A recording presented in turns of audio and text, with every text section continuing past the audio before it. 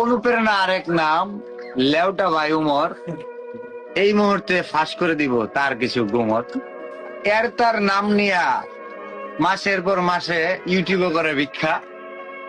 আরে করবো না কেন, ফুটপাতের পোলাপান নাই পারিবারিক শিক্ষা।